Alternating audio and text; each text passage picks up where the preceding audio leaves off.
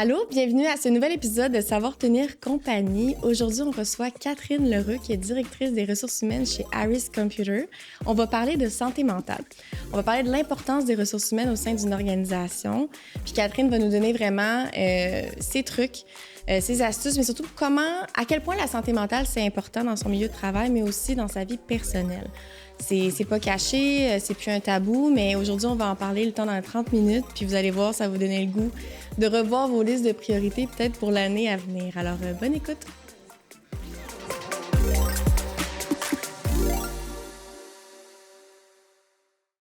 Allô, Catherine! Allô, Alexia! Comment ça va? Ça va bien. Toi? Merci, ça va très bien. Je suis très contente de te recevoir aujourd'hui pour l'épisode de Savoir tenir compagnie. Écoute, merci d'avoir accepté mon invitation. Ça fait plaisir. Très contente d'être avec toi aujourd'hui aussi. Alors, veux-tu... en fait, avant, là, je vais te laisser te présenter tranquillement. Oui. Puis après ça, j'ai trouvé une petite photo de toi là, sur les médias sociaux. Okay. Là, je t'en dis pas plus. Mais premièrement, Catherine L'Heureux, qu'est-ce que tu fais? Parle-nous de toi rapidement. Oui, donc en fait, je travaille chez Harris. Donc, je suis directrice RH chez Harris Computer depuis déjà 11 ans, en fait. Donc, mon petit background chez Harris, en 2010, je suis rentrée dans l'organisation à titre de stagiaire, puis j'ai évolué, j'ai poursuivi là, cet emploi-là comme étudiante pendant un certain moment. Et en 2012, j'ai quitté. J'ai poursuivi ma maîtrise à temps plein et je suis revenue au sein de l'entreprise en 2014. Donc, j'ai rejoint les rangs d'Axéo PME, donc l'unité pour laquelle tu travailles aujourd'hui là, depuis déjà quelques années. J'étais super heureuse là, de rejoindre cette équipe-là pour laquelle j'avais travaillé entre 2010 et 2012. Et au fil des années, en fait, là, je suis revenue à titre de conseillère RH, puis j'ai évolué là, dans différentes fonctions RH. Donc, j'ai passé conseillère à partenaire d'affaires RH, partenaire d'affaires RH senior et maintenant, je suis dans mon rôle là, de directrice. RH. C'est très, très cool. Puis justement, ton rôle de directrice, des fois, on fait des petites journées bénévoles dans certaines organisations. Puis je suis allée fouiner. OK. Et avant toute chose, ça donne faim, là, je vais montrer à la caméra, mais c'est Catherine avec l'équipe. Oui. Là-dessus. Oui. Avec des lasagnes, ça donne envie d'en manger. Oui. Qu'est-ce que tu faisais cette journée-là? C'était quoi? Puis pour ceux qui nous écoutent, c'est Catherine avec sa gang, avec des plats préparés, justement, ça a l'air du bénévolat. T'étais où? Raconte-moi. Oui, exactement. Chez Harris, quelque chose qui est très, très bien, c'est que on vise à redonner à la collectivité. Donc, chaque employé a droit à une journée de bénévolat. Donc, on peut prendre cette journée-là pour aller faire du bénévolat dans différents organismes. Et nous, au sein de l'équipe RH, on a décidé d'aller faire une journée au manoir Ronald McDonald et donc de préparer de la nourriture pour les familles qui doivent passer un séjour au manoir Ronald McDonald. Et effectivement, on a fait lasagne, on a fait macaroni au fromage, on a fait des muffins. C'était super cool comme journée, là. Puis de sentir que vraiment, on fait quelque chose concrètement pour les gens qui doivent ces journées-là, ça nous a fait bien plaisir. C'est tellement une bonne idée. C'est une journée complète qui est dédiée. Donc, l'employé peut décider d'aller faire du bénévolat puis de partir pour la cause qui lui tient à cœur, finalement. Oui, exactement. Il y a souvent deux modes de fonctionnement. Donc, soit l'unité d'affaires va décider que l'ensemble de l'unité d'affaires va aller faire du bénévolat pour un organisme qui est déterminé. Et des fois, il y a des unités d'affaires qui vont dire non, libre place à l'employé là, de choisir son organisme puis d'aller passer une journée à faire du bénévolat. Fait que non, c'est quelque chose de très apprécié. Très bien. C'est très le fun. Oui. D'ailleurs, il faut que je pense déjà à la cause pour laquelle je vais faire du bénévolat cette année. Là. Je vais peut-être diviser mon temps. Là, je vais regarder ça. J'ai quelques idées. Veux-tu un petit peu me parler de ton parcours? Tu sais, ton parcours, justement, tu en as parlé un petit peu professionnel au sein de Harris, mais avant de te rendre là, tu as étudié en quoi? Qu'est-ce que tu as fait? Raconte-moi un petit peu. En fait, moi, je suis quelqu'un de Québec qui a étudié à Québec, à l'Université Laval. Donc, j'ai fait un bac en relations industrielles. Puis ensuite de ça, j'avais envie d'élargir un petit peu mes horizons. Donc, les relations industrielle, c'est très axé sur différents thèmes. Puis j'avais le sentiment que je n'étais pas allée chercher assez de connaissances sur le fonctionnement global d'une entreprise, dont tout l'aspect plus comptabilité, finance, opération, marketing. Donc, j'ai décidé d'aller faire un MBA à l'Université Laval, encore une fois. Donc, un 2 ans là, qui s'est ajouté suite à mon bac. Là. Donc, j'ai terminé tout ça en 2013. En 2013. Ouais. Puis justement, après ça, tu as découvert le monde magnifique des ressources humaines, des RH. Puis dis-moi, une journée typique pour toi, là. Oui. Catherine L'Heureux, le matin, elle va travailler chez Harris en tant que directrice RH. Ça ressemble à quoi? C'est quoi tes responsabilités au quotidien, si on veut, là? Oui. Peut-être juste faire un mini topo sur le rôle d'un partenaire d'affaires RH chez Harris, parce qu'en fait, donc, malgré le fait que j'occupe un rôle de directrice, il y a aussi une portion de mon travail qui est encore d'avoir un partenariat avec les unités d'affaires. Donc, en fait, globalement, c'est qu'on va soutenir nos unités d'affaires dans la réalisation de leurs objectifs stratégiques. Naturellement, on va couvrir le volet plus ressources humaines. Donc, en moyenne, un partenaire d'affaires RH donc, va soutenir peut-être 3 à 5 unités d'affaires différentes. Et on va vraiment on va collaborer avec les gestionnaires de ces unités-là, avec les comités de direction. Et on va couvrir différents volets. Donc, on va les soutenir, on va les outiller vraiment sur des volets qui peuvent toucher la gestion de la performance, le développement des compétences, toute la notion de fidélisation, d'engagement d'employés. Donc, on vient couvrir quand même assez large. La gestion du changement aussi, parce qu'automatiquement, on sait que les entreprises, ça évolue rapidement. Donc, nos unités d'affaires baignent dans le changement. Donc, on est là aussi pour les accompagner à travers le changement. Et chez Harris, plus particulièrement, bien, on est impliqué aussi au niveau des acquisitions. Donc, on est une entreprise qui fait beaucoup d'acquisitions pendant une année. Donc, au RH, on va être impliqué là, dans la notion plus de revue diligente et dans l'intégration des nouvelles entreprises, l'intégration de nouveaux employés. Fait qu'une journée typique pour moi, je te dirais, c'est jamais trop évident à dire parce que des fois, on part avec une journée avec un plan bien précis. Ça finalement, ça change. Ouais, on finit la journée, puis finalement, on fait comme « Ouh, j'ai finalement pas tout fait ce que je voulais faire », mais c'est correct, ça fait partie du travail. Mais donc, c'est des rencontres opérationnelles avec mon équipe directe. On va faire partie des comités, de certains comités de direction aussi. Ça va être des rencontres de suivi avec les gestionnaires. Je vais travailler sur des projets en cours, l'avancement de projets, que ce soit des projets soit plus corporatifs ou des projets qu'on a décidé d'initier au sein de notre équipe.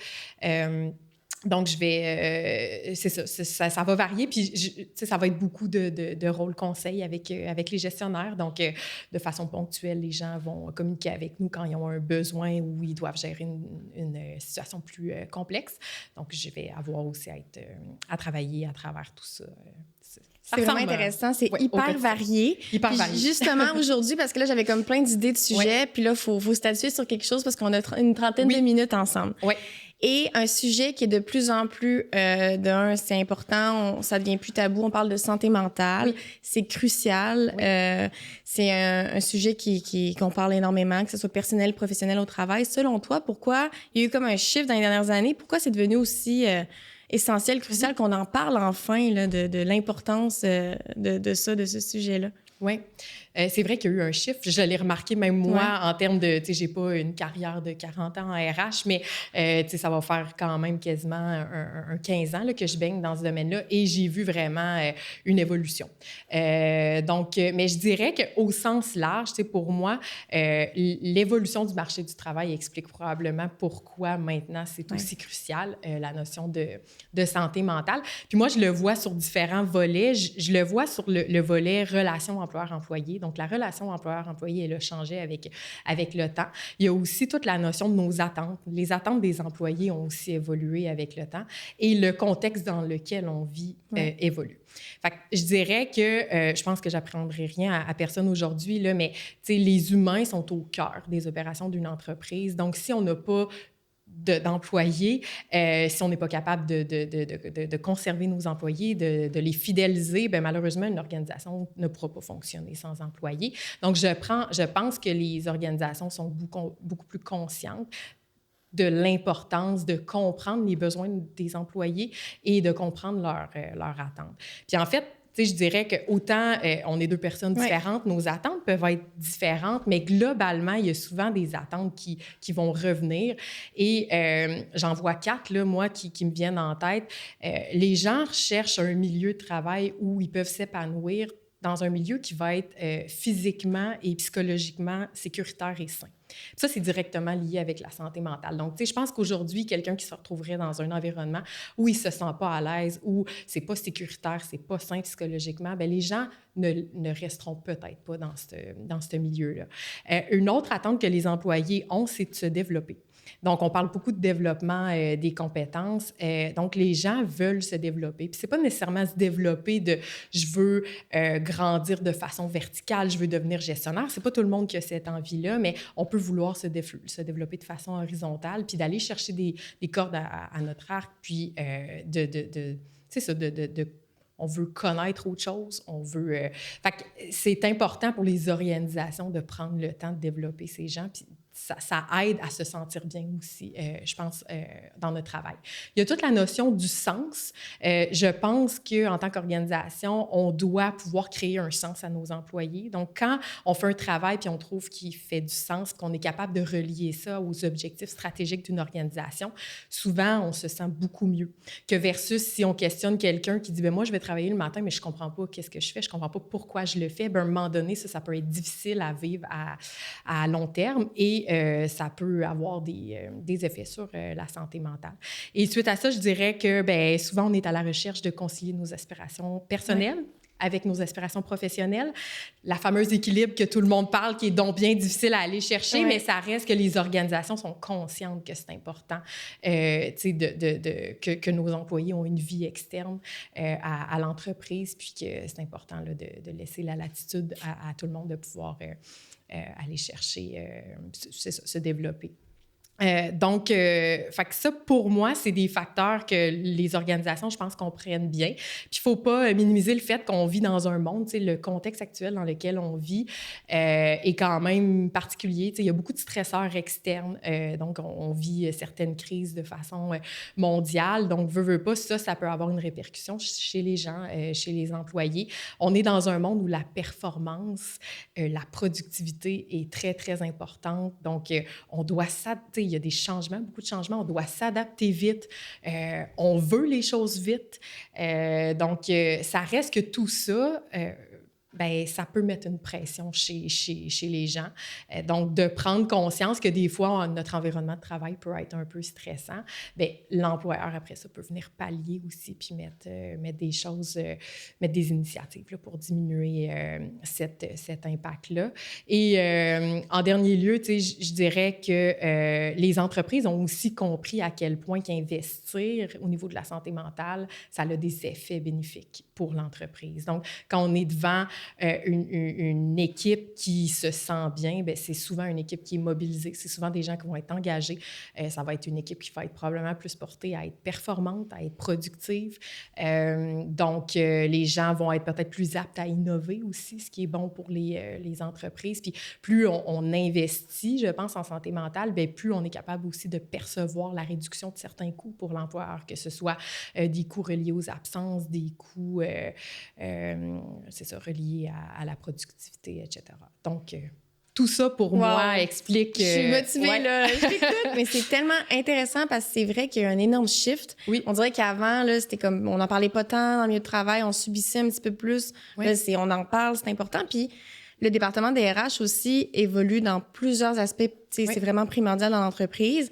C'est plus juste comme le monde pense, ben c'est du recrutement, c'est pas ça. C'est imbriqué, c'est dans les valeurs, c'est dans tout. Puis justement, avec la santé mentale, c'est quoi le rôle du département des ressources humaines ou son impact, si on veut? Veux-tu nous expliquer en quoi... Oui. Oui, mais moi, je dis souvent que c'est une responsabilité qui est partagée. Donc, en fait, quand je dis responsabilité partagée, avant tout, l'entreprise doit prioriser la santé mentale. Quand je dis l'entreprise, bien, je parle des hauts dirigeants. Donc, à partir du moment où les hauts dirigeants ils ont une ouverture face à ça, puis qu'ils veulent prioriser la santé mentale dans l'organisation, nous, au niveau RH, ça devient beaucoup plus évident d'être un acteur clé. Donc, d'aider les entreprises à travers tout ça. Je dirais que tous les gestionnaires, à tous les niveaux d'une organisation, ont un rôle à jouer également par rapport à la santé mentale parce que les gestionnaires sont sur le terrain. Ils voient exactement comment ça se passe. Donc, ils peuvent lever des drapeaux puis dire « Ah, OK, tu sais, là, on a peut-être certains enjeux ici. Il faudrait peut-être revoir notre approche, nos façons de faire. » Et quand je parle de responsabilité partagée, bien, en tant qu'employé, tous les employés ont une responsabilité aussi parce qu'on vit avec des collègues, on perçoit des choses. Donc, si jamais on voit que les gens ne vont pas bien, bien, on a la responsabilité d'être ouvert, de discuter avec nos collègues puis de peut-être apporter certaines situations aussi aux équipes de gestion. Mais si je me reconcentre sur ta question initiale de comment les RH, on peut aider ou quel apport on peut avoir, ben, j'aurais tendance à dire mon premier point, c'est la formation. Ouais. Donc, je pense que les RH, on est en mesure, nous, d'offrir de la formation à tous les niveaux de l'organisation, donc autant aux employés, donc de diminuer la stigmatisation face à la santé mentale et d'accroître la sensibilisation. Donc, ça, on a vraiment... puis, on peut le faire à même les équipes RH dans une organisation, mais on peut faire affaire avec de l'externe aussi, là, qui ont des compétences bien spécifiques par rapport à ce sujet-là.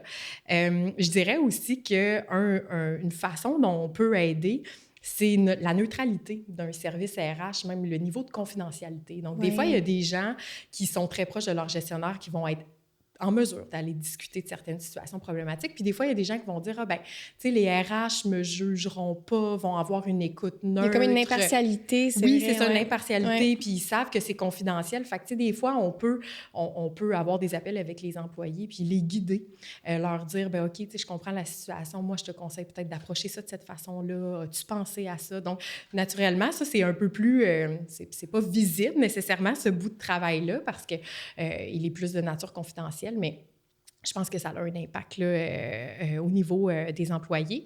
Il y a toute la notion, je dirais, aussi de regard et de vision. Fait que nous, quand on vit une situation, quand un gestionnaire nous apporte une situation, on ajoute toujours une certaine perspective. Fait que les gestionnaires, des fois, sont très dans l'opérationnel, ils ont des choses à réaliser bien précises dans le temps. Il y a des émotions des fois à travers tout ça. Puis des fois, quand nous, on leur dit « OK, expliquez-nous la situation », on apporte un autre volet. Puis des fois, on apporte le volet de la santé mentale. Tu sais, je prends un exemple bien rapide de gestionnaire qui nous arriverait avec un cas où l'employé n'est pas performant.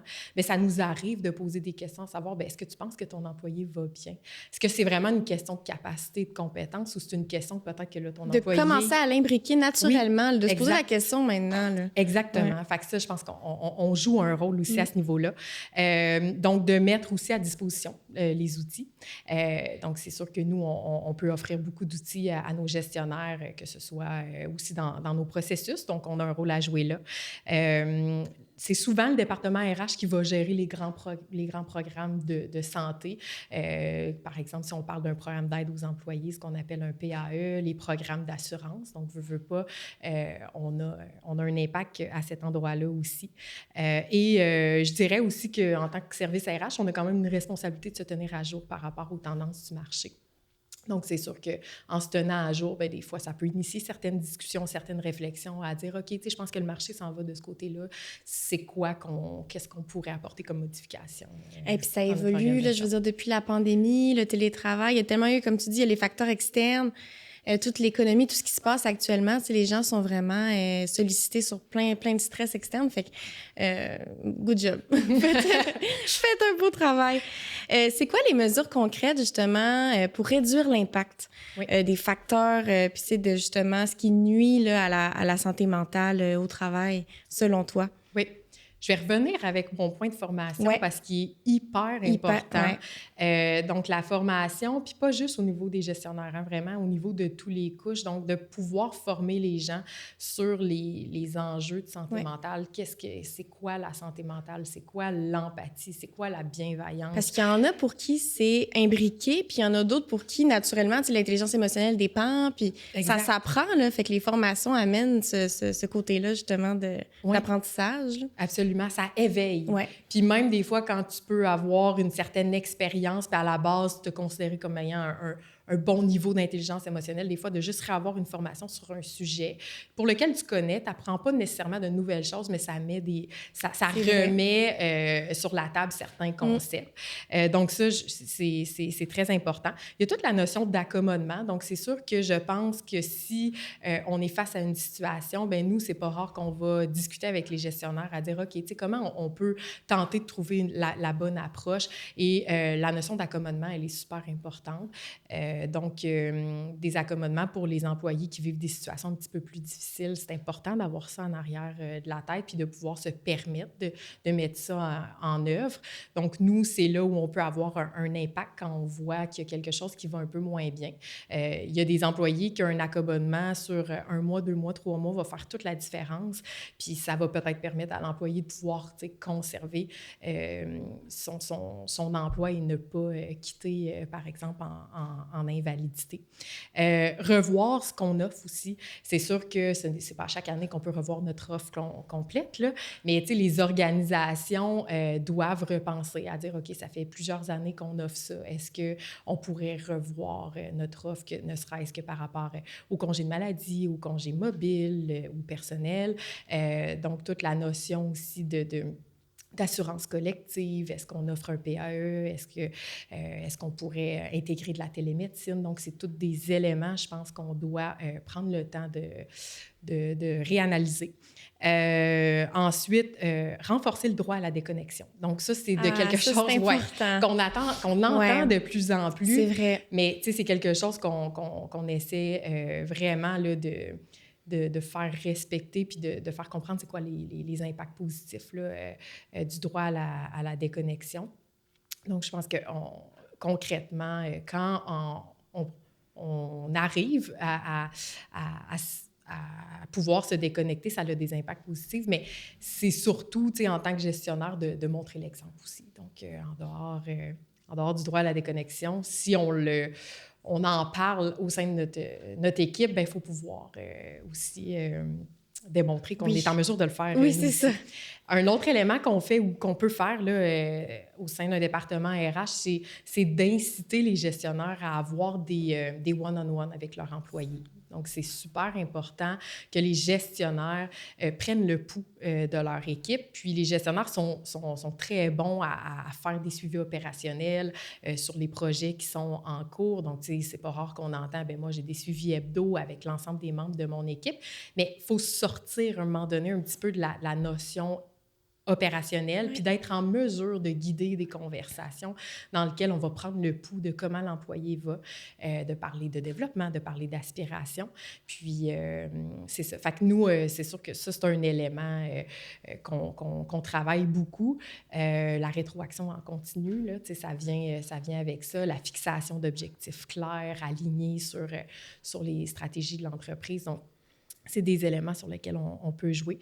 En fait, partage de contenu, donc naturellement, partage de statistiques, de l'évolution de la santé mentale. On peut également faire des choses avec tout ça. Et je dirais, on peut travailler aussi à identifier les facteurs de risque dans nos entreprises. Donc, on peut travailler avec les hauts dirigeants à dire, OK, quels sont les facteurs de risque pour avoir un incident. C'est ça. L'entreprise, ça dépend du milieu de travail, ça dépend est-ce que c'est un travail de nuit, il y a tellement de facteurs, fait que c'est vrai de ne pas faire une généralisation puis que c'est la même chose pour tout le monde, mettons. Non, c'est ça, exactement. Puis d'initier ces discussions-là, de les apporter sur la table pour qu'il y ait vraiment une réflexion par rapport à ça.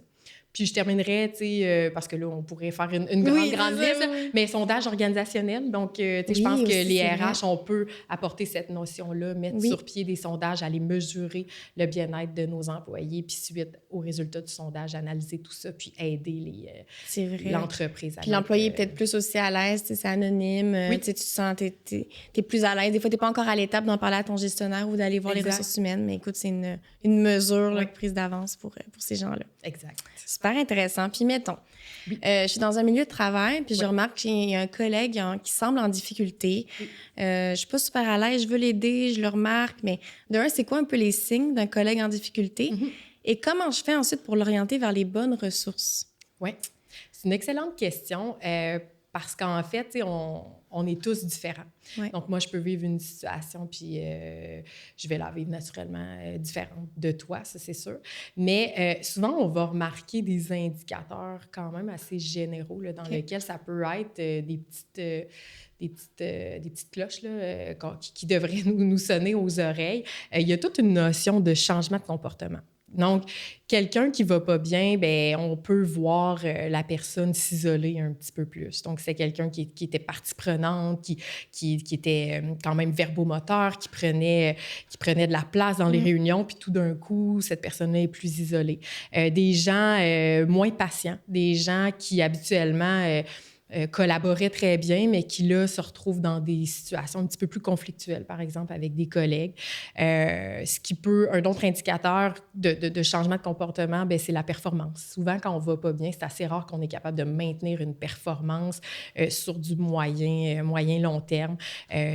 On peut se mettre à faire des erreurs, on peut être moins concentré, etc. Fait que ça, je dirais que ça peut être des indicateurs qui peuvent nous faire douter, peut-être que mon collègue ou quelqu'un dans mon équipe va moins bien. Il y a des changements aussi au niveau émotionnel.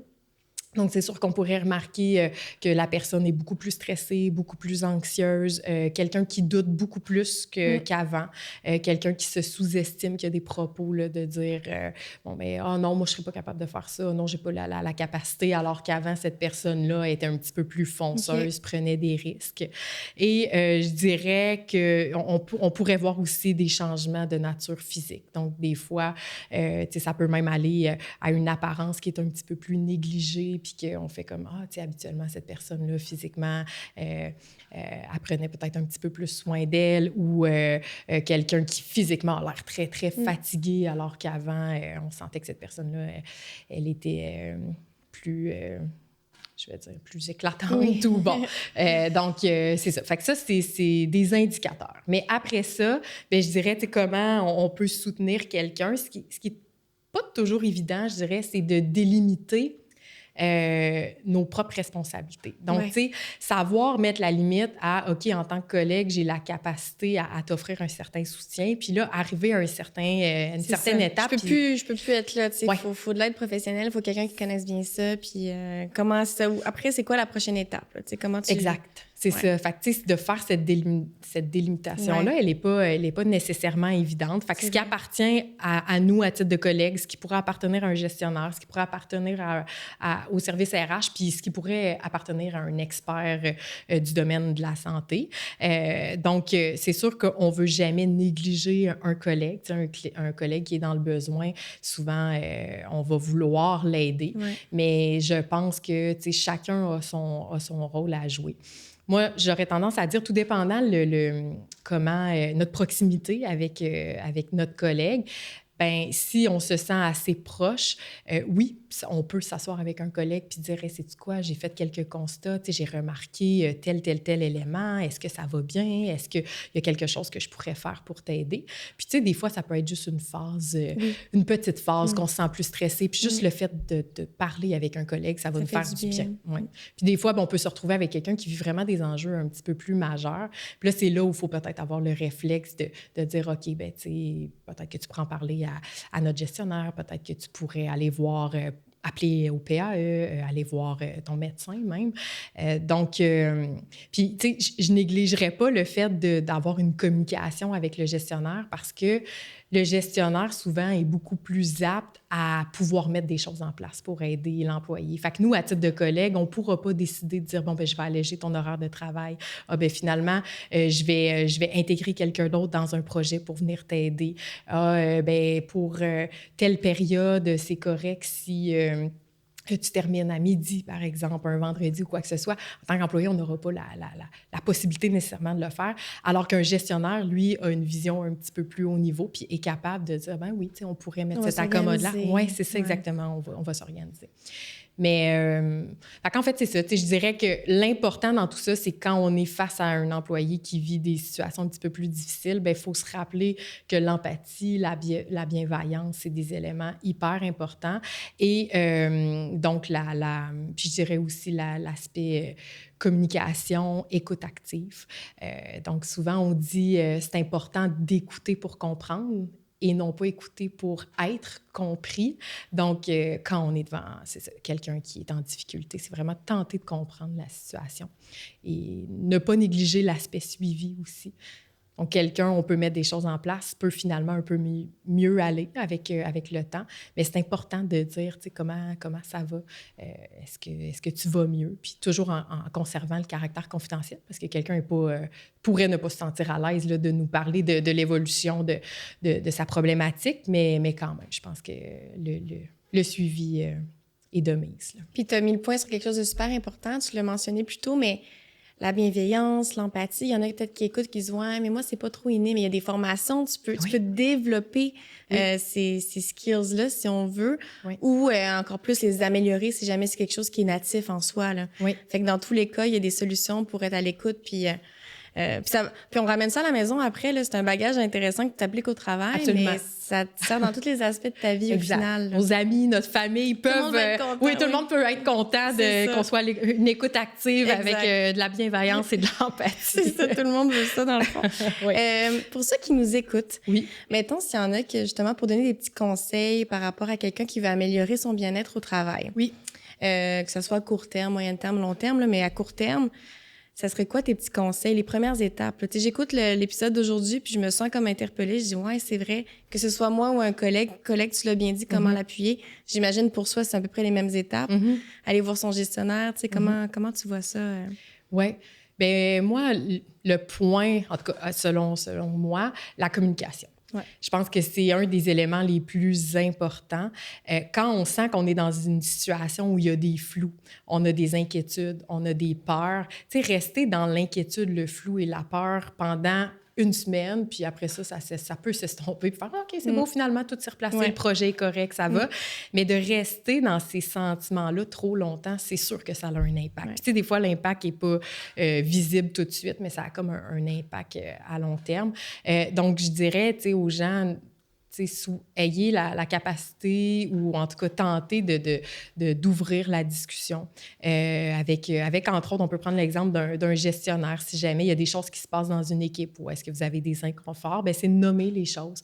Puis des fois, les gestionnaires peuvent vite dire « Oh mon Dieu, OK, tu as perçu ça comme ça, mais attends, plus je me suis peut-être mal exprimée, c'est pas ça. En fait, ce qui va se passer, ça va être telle chose. » Puis là, déjà là, une peur qu'on avait, mais finalement, la peur n'était pas réelle, était plutôt imaginée. On n'a juste pas bien saisi. Fait que ça, pour moi, c'est un élément qui est super important là, de communiquer pour aller chercher l'information qui nous manque. Ça peut nous aider à gérer là, des fois nos états qui sont nos états un petit peu plus négatifs. Revoir notre façon de travailler aussi parce que on parle, je t'apprendrai rien avec le terme notre TI, donc le temps, énergie, attention. J'utilise souvent. Oui, c'est ça. C'est un concept bien exploité chez Harris, mais en fait, tu sais, c'est important de rester dans une zone où on gère bien notre temps, notre énergie, notre attention au travail, tu sais, pour pas... puis d'avoir ce focus-là. Puis si jamais on a le sentiment que là, on perd un peu le contrôle, tu sais, on perd le contrôle, bien, c'est jamais très confortable. Puis ça peut être, après ça, un indicateur qui peut faire que notre santé mentale ou notre bien-être au travail est atteint de façon négative. Donc, tu sais, de tenter le plus de rester concentré sur ce qu'on doit faire. Puis si jamais on sent qu'on a perdu un petit peu le contrôle, bien, c'est d'aller revoir peut-être notre gestionnaire puis dire, écoute, là, je pense que j'ai besoin d'aide à reprioriser mes projets, de mettre nos limites aussi, parce que, tu sais, dans le monde du travail, des fois, on veut bien faire, on est professionnel, on veut aider, on veut que les choses avancent, mais des fois, de dire oui à tout, c'est pas bon pour l'organisation, puis c'est pas bon pour nous non plus, c'est pas bon pour notre propre santé. Fait que l'idée n'est pas de dire non à tout, mais l'idée est peut-être de dire, bien, écoute, moi, j'ai envie de t'aider, mais là, ça ne rentre pas dans mon horaire. Est-ce qu'on peut voir à une autre échéance? Est-ce qu'on peut voir les choses différemment? Tu sais, pour être sûr de ne pas se mettre une pression qui est peut-être non nécessaire. Apprendre à mieux se connaître aussi, je pense que c'est un élément qui est super important. On change, on évolue. Fait que des fois, on a pour acquis que nous, ça a toujours été comme ça. Oui. Mais là, il y a eu tellement de facteurs externes, là, il y a eu plein de choses, il y a le télétravail, il y a plein d'affaires, peu importe, notre vie évolue. Puis là, ben, tu sais, de se dire justement, mais là, aujourd'hui, là, je suis qui, je sais quoi, tu sais, c'est tu regroundé aussi, là. Oui, effectivement. Tu sais, la conscience de soi-même, la conscience de ce qui nous génère des émotions, c'est super important. C'est pas facile à faire. Puis je pense que c'est un travail vraiment d'une vie. Là, littéralement. Là, mais plus on commence à réfléchir là-dessus, puis plus on essaie de mieux se comprendre, bien, plus des fois, on est capable de dire, OK, quand il arrive ce genre de situation-là, ça me génère vraiment une émotion qui est négative. Ça atteint mon bien-être. Mais si jamais je la revis dans 1 mois, 2 mois, bien, tu sais, je ne serai pas surprise de peut-être la réaction initiale que je peux avoir. Puis vite, je vais mettre en mode, OK, qu'est-ce que je peux faire pour m'aider à ce que cette émotion-là qui est négative ne reste pas trop longtemps. Puis tu sais, qu'on re-switch, en fait, là, dans une émotion plus positive. Fait que ça vient avec, comme je disais, un travail de longue haleine, mais je pense que ça fait partie des éléments là, qu'on peut faire pour s'aider. Être en mesure de se déconnecter du travail, être en mesure de mettre nos limites à ce niveau-là, c'est sûr que ça peut avoir un impact là, sur notre bien-être. Et naturellement, bien, prendre soin de soi. Fait que ne serait-ce, puis tu sais, prendre soin de toi, moi, prendre soin de moi, ça peut être très différent, mais tu sais, ne serait-ce que faire des activités qu'on aime, du sport, l'alimentation, donc plein de choses là, qu'on peut mettre en place dans notre vie qui va nous aider à augmenter notre bien-être. En 2025, on prend soin de nous, la gang. Oui, c'est ça. Exact. C'est la mission de 2025. C'est la mission, c'est important, puis ça a un impact direct, puis tu l'expliques super bien. Puis justement, selon toi, l'évolution dans... Là, il y a eu beaucoup de choses. Mettons, tu parlais de télémédecine tantôt, qui maintenant, beaucoup d'entreprises l'offrent. Dans 5, 10, 15 ans, les nouveaux outils ou les nouvelles technologies en matière de santé mentale, ça va ressembler à quoi? Oui, bien ça, c'est pas évident à répondre, hein, parce que... C'est une grosse question. Oui, c'est une grosse question. Ton avis. Oui, c'est ça, mon avis, mon humble avis par rapport à ça, là, parce que c'est ça, je suis pas de recherche particulière. Il n'y a pas de boule de cristal. Non, c'est ça, puis il n'y a pas de boule de cristal non plus. Mais moi, je pense que ce que les organisations vont devoir poursuivre dans les prochaines années, c'est encore tout l'effort de diminuer la stigmatisation. Parce que autant qu'en entrée de jeu, tu sais, j'ai dit, même moi, en 15 ans, j'ai vu une très grande évolution sur l'ouverture. C'est moins tabou de parler de santé mentale, mais autant que c'est pas vrai que c'est gagné dans toutes les organisations. Puis même une organisation qui est quand même bonne à mettre des éléments en place, à mesurer et que globalement, les employés se sentent bien, ça reste qu'il y a toujours place à amélioration. Fait que ça, c'est sûr que les organisations vont devoir continuer à se mettre en mode sensibilisation. Je dirais... la formation, ça va toujours rester. Donc, puis, tu sais, c'est pas parce que tu formes une année donnée sur une formation précise que tu dois dire, bon, ben là, on a fait la formation sur la santé mentale, on va en reparler dans 5-10 ans. Non, c'est ça, c'est fait, mettons. Puis si jamais tu as personne à l'interne pour le faire, tu l'as dit, il y a des ressources externes qui peuvent venir t'aider, donner la formation, mais c'est ça, ça change chaque année, il faut que tu leur donnes tout le temps la formation. Ça, exactement. Ça en continue. Ça, c'est sûr. Mon impression, c'est que les entreprises vont encore devoir continuer à focusser là-dessus. Et je dirais l'offre de service, la revoir pour qu'elle réponde de plus en plus aux besoins des employés. Et on voit, c'est ça, la télémédecine, des programmes d'aide aux employés. Maintenant, c'est rendu quand plus commun, en fait, je dirais qu'auparavant. Mais il y a toute la notion personnalisable aussi. Des fois, tu peux avoir des offres d'avantages sociaux qui est un peu comme style cafétéria, là, dans lequel les gens vont dire, bon, ben je vais choisir tel élément parce que pour moi, ça répond plus à mon besoin parce que j'ai une famille, j'ai des enfants, par exemple, puis quelqu'un d'autre pourrait dire, ben moi, je vais choisir tel élément. Fait que je pense que la notion de personnalisation dans l'offre d'avantages dans les offres d'avantages au niveau global risque d'être un élément que les organisations vont de plus en plus analyser. Et je dirais aussi que les organisations, on mesure beaucoup de choses dans une entreprise, ne serait-ce que la performance financière, l'avancement de projet, etc., la satisfaction du service client qu'on offre. Mais de plus en plus, je pense que les entreprises vont mesurer les initiatives de santé mentale.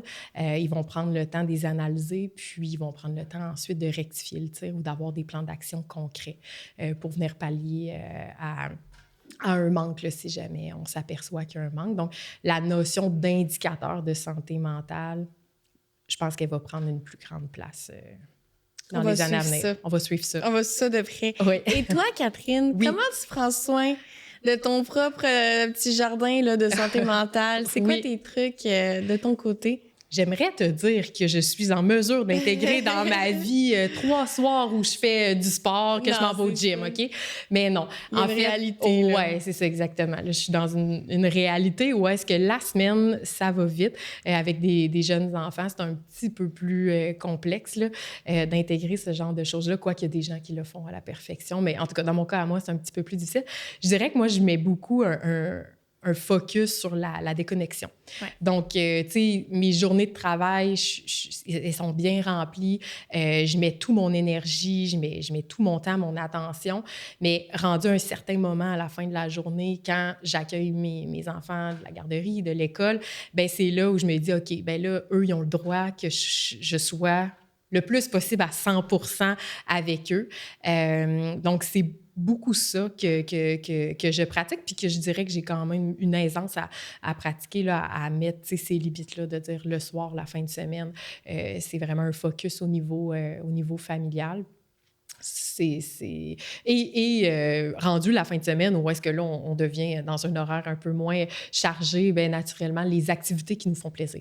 Ouais. Donc ça, tu sais, j'essaye toujours qu'on passe du temps, que ce soit en famille ou juste avec mon conjoint ou, tu sais, pour moi-même, d'essayer le plus possible de mettre des choses à l'agenda là, qui vont nous faire du bien. Mais j'aime ça, mettre les choses à l'agenda qui vont nous faire du bien. Ouais. Prévoir le temps, puis de se dire ça, c'est réservé à moi ou pour telle affaire, ou Ouais. quand on peut se le permettre, quand on peut le faire, Mm-hmm. c'est super. Bon, ben, on a beaucoup de choses à appliquer puis à réfléchir. Oui. Merci beaucoup pour ton temps. Ça fait plaisir. C'est déjà fini. Puis oui. On va se reparler une prochaine fois puis suivre ça de près, les nouveautés en ressources humaines et en santé mentale. Mais merci, Catherine, pour ton temps. Merci beaucoup, Alexia. À bientôt. À la prochaine. Bye-bye.